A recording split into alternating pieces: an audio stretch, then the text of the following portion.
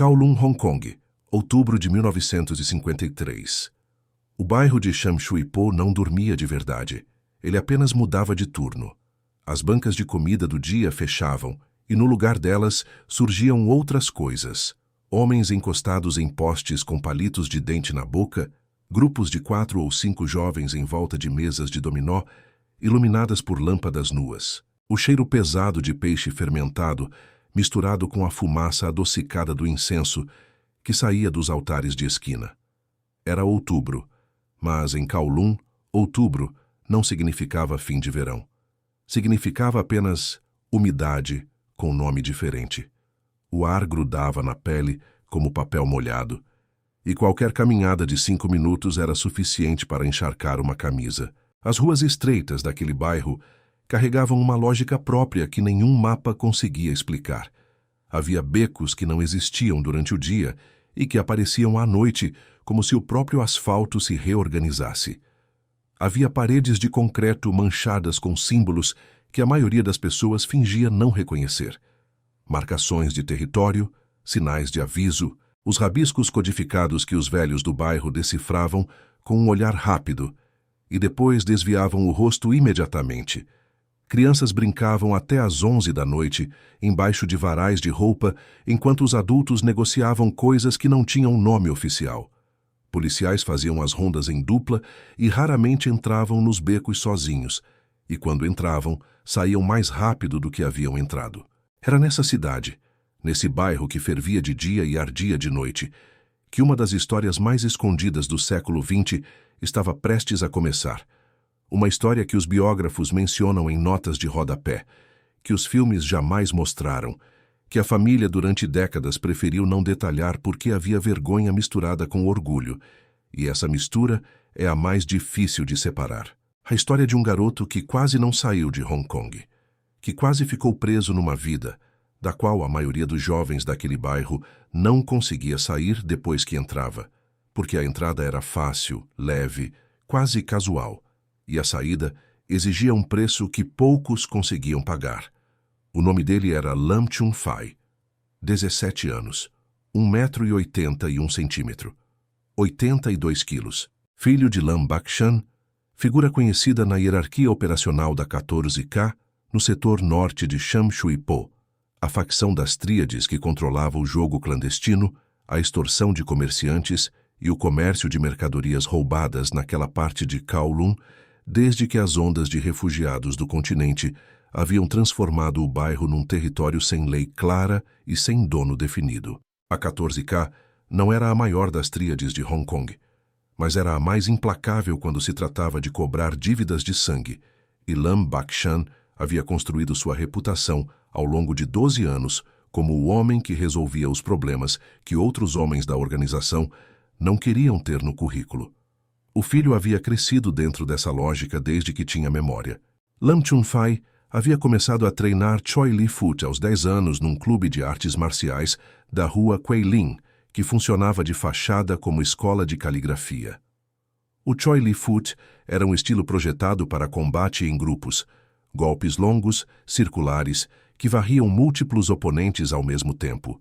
Técnicas desenvolvidas originalmente por guerrilheiros que precisavam abrir passagem em situações de superioridade numérica do inimigo. 7 anos de treino nesse estilo haviam construído em Lam Chung Fai um repertório de movimentos que funcionava especialmente bem em espaço aberto, onde o alcance dos seus braços e a velocidade das suas pernas se tornavam vantagens difíceis de neutralizar. Além do treino formal, havia o que ninguém ensina, mas que Kowloon oferecia gratuitamente a quem estava disposto a aprender: experiência real. Lam Chung Fai havia participado de 18 confrontos de rua documentados pelos registros internos da 14K nos últimos 2 anos. 18. Contra adversários de idades variadas, em condições variadas, com e sem aliados ao lado. O resultado em todos os 18 era o mesmo. Uma coluna de vitórias que o pai mantinha como prova de que o filho estava pronto para assumir responsabilidades maiores dentro da organização quando chegasse a hora. A reputação de Lam Chung Fai entre os jovens de Sham Shui Po Era construída também sobre um detalhe que os mais velhos mencionavam com uma espécie de respeito perturbado. Ele não ficava com raiva durante as brigas. Ficava frio, ficava calculado. Batia com a mesma expressão neutra com que tomava chá.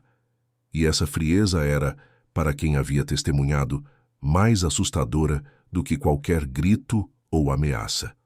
Os comerciantes da rua Keelung pagavam a taxa semanal sem precisar ser lembrados. Os jovens do bairro que cruzavam o território da 14K sem permissão aprendiam a pedir antes ou sofriam as consequências sem reclamar formalmente, porque reclamar formalmente de Lam Chun Fai em Sham Shui Po era o equivalente a denunciar a chuva por ser molhada. Não havia instância para ouvir a queixa. Nos últimos 16 meses, nenhum jovem de Kowloon havia enfrentado Lam Chun Fai 2 vezes, porque depois da primeira vez, ninguém queria. O garoto que apareceu na esquina da rua Tung Choi naquela tarde carregava no rosto esquerdo as marcas de uma discussão que havia acontecido 40 minutos antes. O olho estava inchando devagar, a cor mudando do rosa para o roxo com a paciência silenciosa dos hematomas. A camisa estava levemente rasgada no colarinho. Os sapatos, marrons e já gastos na beira da sola, haviam percorrido 3 quarteirões de Sham Shui Po, num ritmo que não era corrida, mas também não era passeio. 13 anos, menos de 60 quilos.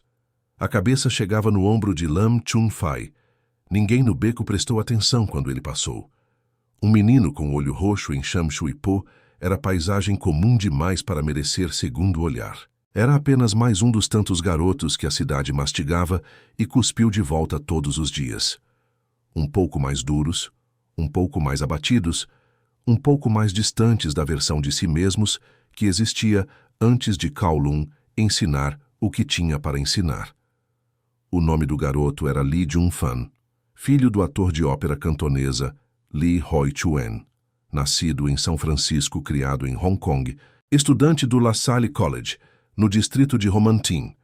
Um garoto de família com posses moderadas, acesso a livros, a um piano em casa, a aulas particulares de inglês 3 vezes por semana.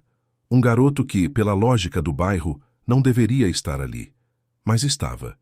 E a expressão no rosto, mesmo com o olho fechando devagar, não era de quem havia apanhado e desistido. Era de quem havia apanhado e estava tomando nota. No Ocidente, décadas depois, o mundo inteiro iria conhecê-lo como Bruce Lee. O olho roxo tinha uma história, e a história começava 3 horas antes. Bruce havia cruzado sem querer, ou talvez não tão sem querer, um trecho da rua Apliu que era território não declarado, mas universalmente reconhecido do grupo de Lam Chun Fai. Não havia placa, não havia cerca. Havia apenas o tipo de fronteira que em Kowloon todo mundo aprendia a ver a partir de uma certa idade, desenhada não no asfalto, mas na memória coletiva das pessoas que viviam ali. Bruce tinha 13 anos e ainda estava aprendendo a ler esse mapa invisível, ou estava lendo e escolhendo ignorar, que era uma distinção importante que os mais velhos faziam quando falavam nele depois. A discussão havia durado menos de 2 minutos. 2 rapazes mais velhos, palavras, um empurrão, e então o soco que fechou o olho esquerdo de Bruce com uma rapidez que ele não havia antecipado. Ele havia ido ao chão, havia levantado, e nesse momento, o momento de levantar depois do primeiro soco da vida, que é sempre o momento que define o que vem a seguir, Bruce não havia ido embora. Havia tentado revidar. Havia tentado e havia apanhado mais porque 2 anos de caligrafia e ópera cantonesa não preparam ninguém para uma briga de rua em Sham Shui Po. Havia sido empurrado para fora do território com um aviso que ele não havia esquecido porque estava formulado de uma maneira específica, com a calma específica de Lam Chun Fai, que havia aparecido no final da cena como quem chega tarde a algo que já está resolvido. Guarda o rosto. Você vai precisar dele. Bruce foi para casa.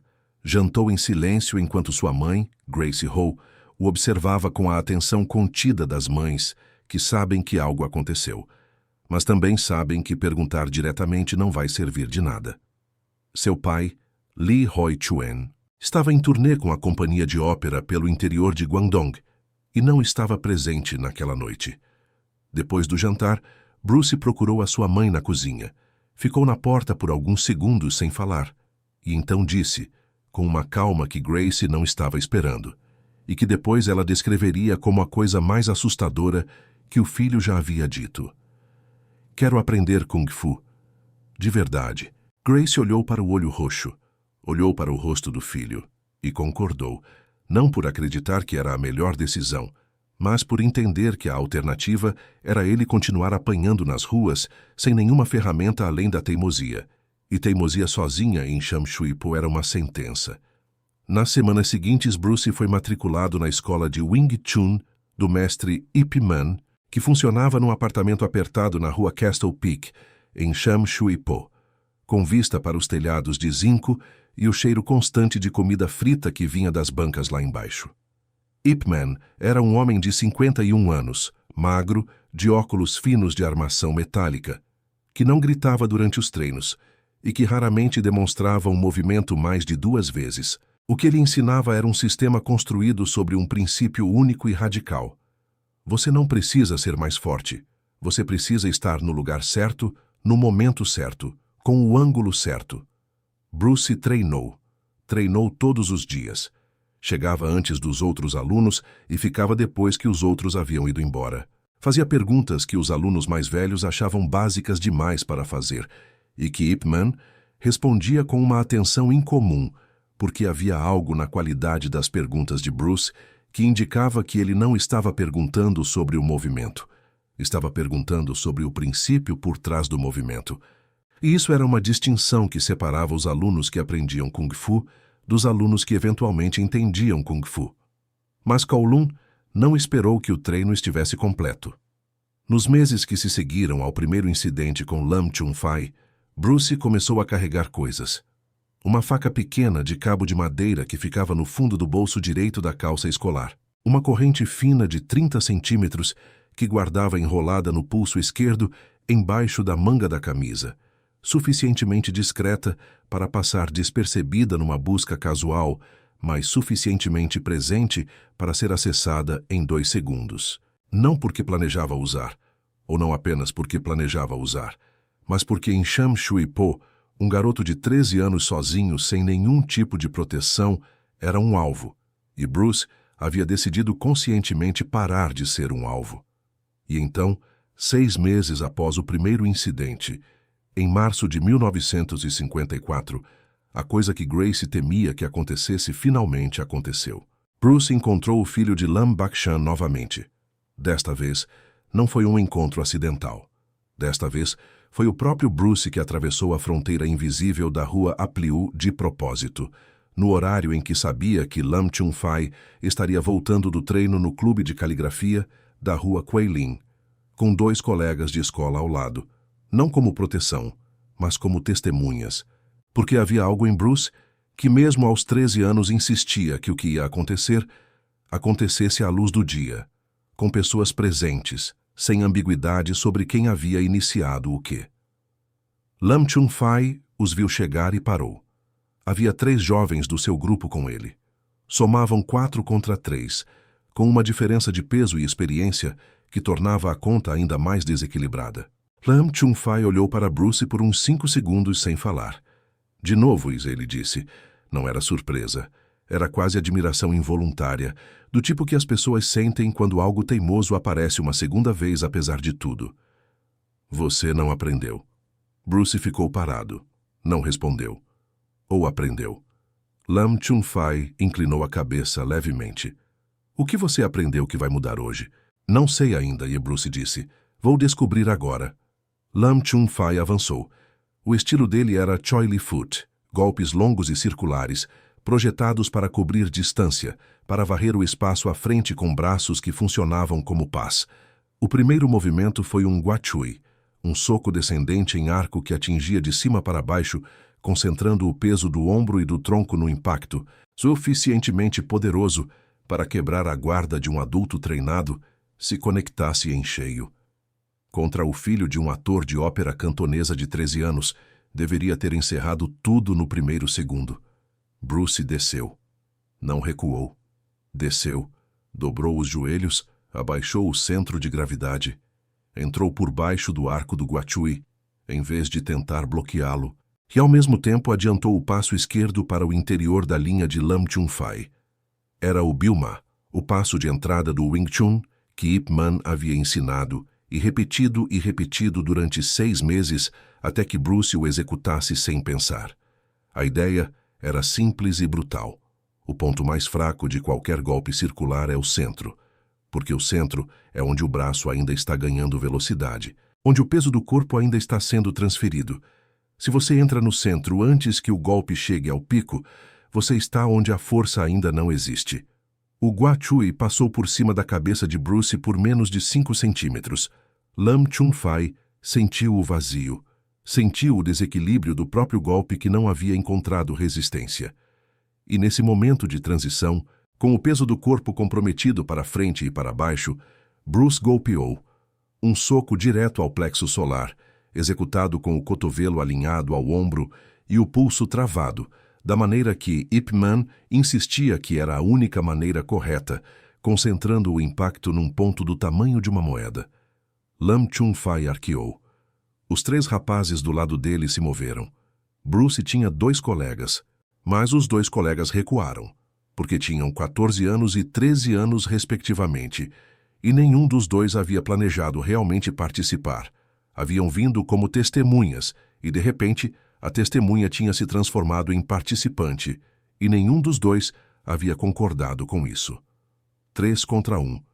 Bruce soltou a corrente do pulso esquerdo. 30 centímetros de aço. Não é uma arma elegante. É uma arma de emergência. O tipo de objeto que não vence uma briga, mas que compra tempo, que cria distância, que faz um atacante recalcular o custo do próximo passo. Funcionou. Os 3 pararam. Não por medo da corrente em si, mas pela combinação do que havia acabado de ver com a corrente aparecendo. Porque um garoto de 13 anos que entra no centro de um Gua Chui de Choi Li, fute sem recuar, e ainda desfere um golpe limpo ao plexo solar, não é um garoto que qualquer pessoa quer perseguir num beco escuro com uma corrente na mão. Lam Chung Fai se recuperou, ficou em pé, olhou para Bruce com uma expressão que as testemunhas presentes descreveriam de maneiras diferentes nos anos seguintes. Uns disseram que era raiva, outros disseram que era confusão. O colega de escola que estava mais perto disse que era algo que parecia respeito involuntário, do tipo que aparece no rosto de alguém que recebeu uma informação que não estava esperando e ainda não sabe o que fazer com ela. Nenhum dos 5 avançou. Bruce enrolou a corrente de volta no pulso. Deu um passo para trás, depois outro. Da próxima vez, Lam Chung Fai disse, com a voz ainda irregular pelo impacto no plexo, traga algo maior. Bruce não respondeu. Virou e foi embora. Se você chegou até aqui, deixa o like agora. Isso ajuda o canal a continuar trazendo histórias que a maioria dos documentários não tem coragem de contar. E não vai embora, porque o que acontece depois desse dia é onde a história fica realmente pesada. O que aconteceu nas semanas seguintes ao incidente da rua Apliu não foi uma escalada imediata. Foi algo mais lento e, por isso, mais perigoso. Lam Bakshan, o pai de Chung Fai, subchefe operacional da 14K, soube do ocorrido na mesma noite. Não ficou furioso da maneira que as pessoas esperavam. Ficou quieto, que era muito pior. Homens que ficam quietos quando a lógica manda que gritem são homens que estão calculando. E homens que calculam antes de agir em Sham Shui Po não cometem os erros que os fazem ser presos. Ele fez 2 perguntas. Primeiro, quem era o garoto? Segundo, era filho de alguém que importava. Quando soube que era Li Jun-fan, filho de Li Hoi-chuen, ator de ópera, uma família com posses, mas sem conexões na estrutura de poder que realmente importava em Kowloon, o tom da situação mudou. Porque não havia retaliação política a temer. Havia apenas uma questão de reputação a resolver. E reputação em Sham Shui Po era moeda que não podia ser deixada desvalorizar. Nos 2 meses que se seguiram, Bruce foi abordado 3 vezes. 2 vezes por grupos do círculo de Lam Chung Fai, em situações que terminaram sem confronto físico, mas com ameaças suficientemente específicas, para deixar claro que o episódio da corrente não havia sido esquecido. Uma terceira vez por 2 homens mais velhos, de 20 e poucos anos, que não faziam parte do círculo jovem, mas que claramente haviam sido orientados a aparecer, homens que ficaram parados na entrada do beco onde Bruce tinha o caminho habitual para casa e que não disseram nada, apenas ficaram parados, o que era uma mensagem que não precisava de palavras. Bruce não mudou a rota. Continuou treinando com Ip Man todos os dias. Continuou carregando a corrente no pulso. Adicionou a faca ao bolso da calça escolar. E começou a fazer algo que preocupou Ip Man mais do que qualquer coisa. Começou a procurar confronto, quando o confronto poderia ter sido evitado. Havia uma linha fina entre não ter medo e precisar provar que não tinha medo, e Ip Man via o aluno de 13 anos pisando nessa linha com uma frequência que não era saudável. O próprio Ip Man disse a Bruce numa tarde em que os dois ficaram sozinhos no apartamento depois que os outros alunos foram embora. Você está treinando o corpo. O que está fazendo com a cabeça? Bruce não respondeu. Uma faca protege quem tem medo de usar as mãos, Ip Man disse. As mãos protegem quem tem medo do que vem depois. O que você tem medo que venha depois? Ainda não houve resposta, mas a pergunta ficou. O ponto de ruptura aconteceu em agosto de 1956. Bruce, agora com 15 anos, estava numa área próxima ao Jardim Kowloon, num sábado à tarde, com um grupo de jovens que pertenciam a uma das gangues menores de Sham Shui Po, não a 14K, mas um grupo satélite que orbitava em volta da estrutura maior, sem ter posição formal nela. Bruce não era membro dessa gangue. Era o que os rapazes do bairro chamavam de Yuban, um associado periférico, alguém que aparecia, que participava às vezes, que tinha o tipo de reputação que o fazia ser incluído, sem que ninguém houvesse formalizado nada. Naquela tarde, um dos jovens do grupo começou a provocar um garoto que passava sozinho pela calçada do lado oposto do jardim. O garoto do outro lado era filho de um homem que Bruce sabia estar diretamente ligado à hierarquia operacional da 14K, não Lam Bakshan, mas alguém em posição equivalente num setor diferente. O filho tinha 16 anos e a certeza de quem cresceu sabendo que o nome do pai funcionava como escudo. A provocação escalou em menos de 3 minutos. O garoto da calçada cruzou a rua. Palavras foram trocadas. E então Bruce, não porque havia sido diretamente insultado, não porque havia sido desafiado, mas por alguma lógica de lealdade ao grupo ao lado, que ele mesmo teria dificuldade de explicar depois, entrou.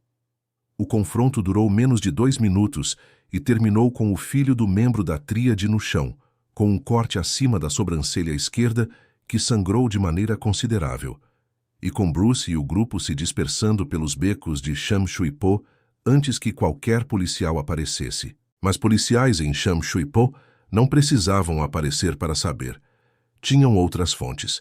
Em 48 horas, o nome de Lee Jung-fan havia chegado à delegacia do distrito de Mongkok. Não como suspeito formal.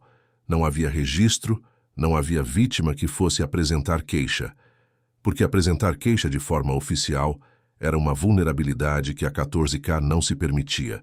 Mas havia uma lista de nomes que o delegado Nkawai mantinha atualizada toda semana, com as informações que chegavam pelos canais que existiam entre a Polícia Colonial Britânica e as estruturas paralelas de Kowloon, uma lista de jovens conhecidos como problemas em formação, encrenqueiros documentados, candidatos a futuros mandados de prisão.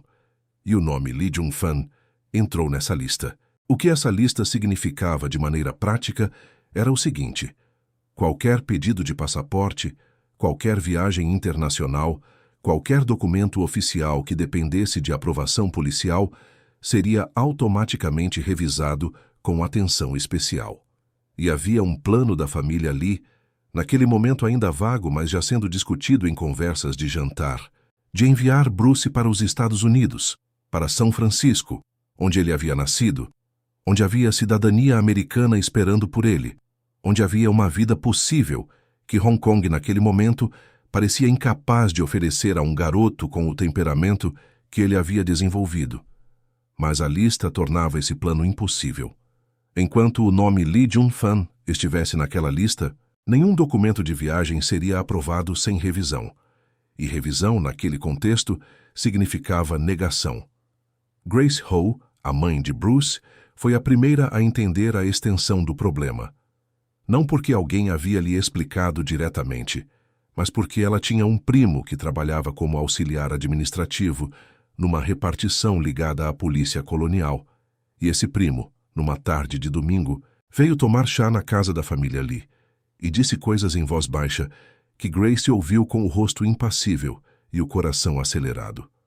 O que Grace fez a seguir não está nos biógrafos, não está nos documentários, não está nas entrevistas que ela concedeu décadas depois, quando Bruce já era lenda e a memória havia sido curada como couro, esticada, endurecida, transformada em algo que durava, mas que já não era exatamente a coisa original.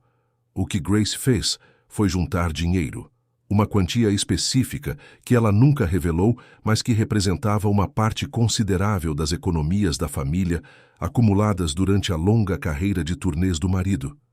E ela foi pessoalmente sozinha a uma reunião que havia arranjado através do primo administrativo, com 2 oficiais da polícia colonial que tinham a autoridade necessária para fazer o que precisava ser feito. O nome Lee Jung-fan foi retirado da lista. Não apagado, retirado, que era diferente, arquivado, movido de ativo para inativo com uma anotação técnica que dizia que o indivíduo havia sido avaliado como risco decrescente. Uma ficção burocrática comprada com dinheiro real, como tantas outras ficções burocráticas que mantinham a colônia funcionando. Levou 4 meses. Custou o equivalente a 3 anos de aulas de ópera de Bruce. E foi feito sem que o pai soubesse, porque Grace havia calculado que a raiva do marido, se soubesse, criaria um segundo problema do mesmo tamanho do primeiro. Bruce soube quando a mãe lhe mostrou o documento de viagem aprovado numa tarde chuvosa de novembro de 1958. Ficou olhando para o papel por um longo momento, sem dizer nada. E então olhou para a mãe com uma expressão que ela descreveu uma única vez, numa conversa com a filha mais nova décadas depois, como o rosto de alguém que acabou de entender o peso do que custou para os outros o que ele custou aos outros. Estados Unidos?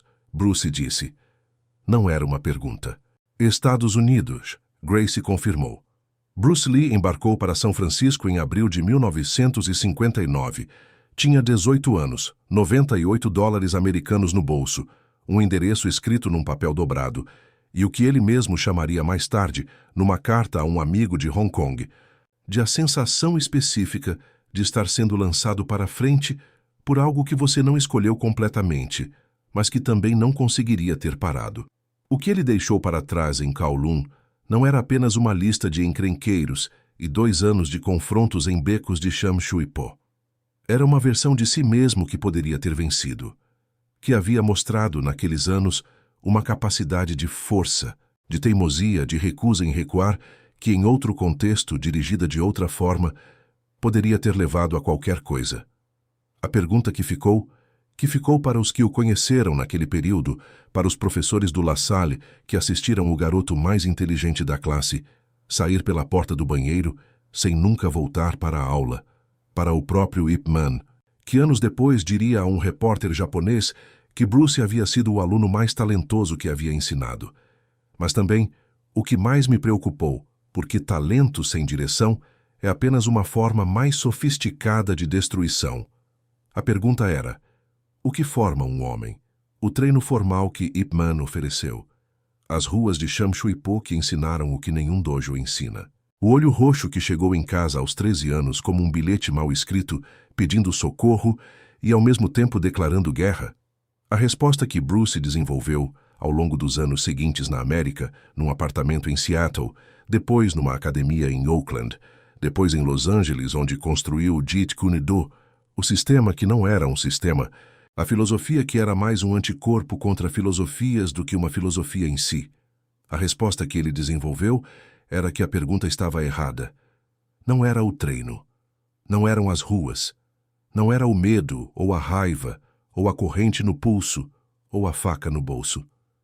Era a disposição de continuar depois que o primeiro soco fechou o olho. Era o momento de levantar do chão, não porque havia um plano, mas porque havia algo no interior de uma pessoa que decide que o chão não é o lugar final. Esse momento, que acontece no beco escuro, na rua molhada, na sala de treino que cheira a borracha queimada, na reunião de trabalho que parece perdida, no relacionamento que parece impossível. Esse momento é o único lugar onde o caráter é realmente forjado, não na vitória, no levante após a derrota. Numa entrevista gravada em Los Angeles em 1971, Bruce disse a seguinte coisa sobre os anos de Hong Kong, quando o repórter Pierre Berton perguntou se havia uma versão da sua história que ele jamais havia contado publicamente. O garoto que eu era em Kowloon não tinha medo. Tinha algo pior. Tinha certeza. Certeza de que sabia quem eram os inimigos. Certeza de que sabia o que era preciso fazer. Certeza de que o caminho curto era o caminho certo porque era o mais rápido. Levei anos para aprender que certeza prematura é a coisa que mata mais gente do que qualquer arma que você possa carregar no bolso. Lam Chun Fai, o jovem que havia dito, guarda o rosto, você vai precisar dele naquela tarde de outubro de 1953. Saiu da 14K em 1967, após o nascimento do seu primeiro filho. Não por heroísmo, não por uma revelação súbita, mas pela lógica silenciosa e implacável que alcança a maioria dos homens que sobrevivem tempo suficiente numa organização violenta. A conta eventualmente chega. Passou os anos seguintes trabalhando numa gráfica no distrito de Wong Tai Sin. Em 1976, 3 anos após a morte de Bruce Lee, numa entrevista a um jornal de Hong Kong que fazia uma série sobre a juventude do ator, Lam foi perguntado se havia alguma coisa que gostaria de ter dito ao garoto de Sham Shui Po se pudesse falar com ele uma última vez. Ficou em silêncio por um momento, e então disse, eu disse para ele guardar o rosto, mas o que ele guardou foi algo que eu não sabia que existia. Ele guardou a pergunta certa, e a pergunta certa vale mais do que qualquer resposta que Kowloon poderia ter me dado. Às vezes o que nos forma não é o que sobrevivemos, é o que escolhemos fazer com o que sobrevivemos, e para onde escolhemos ir depois que a lista de encrenqueiros é arquivada, o passaporte é carimbado, e a cidade que tentou nos engolir fica pequena no espelho retrovisor enquanto o avião ganha altitude. O olho que chegou roxo em casa aos 13 anos foi o início de tudo, não o fim. Se essa história te fez pensar sobre de onde as pessoas vêm antes de se tornarem quem o mundo conhece, salva esse vídeo, vale rever. E se inscreve no canal para não perder as próximas. Toda semana uma nova história de Bruce Lee que a maioria das pessoas nunca ouviu e que nenhum filme teve coragem de contar.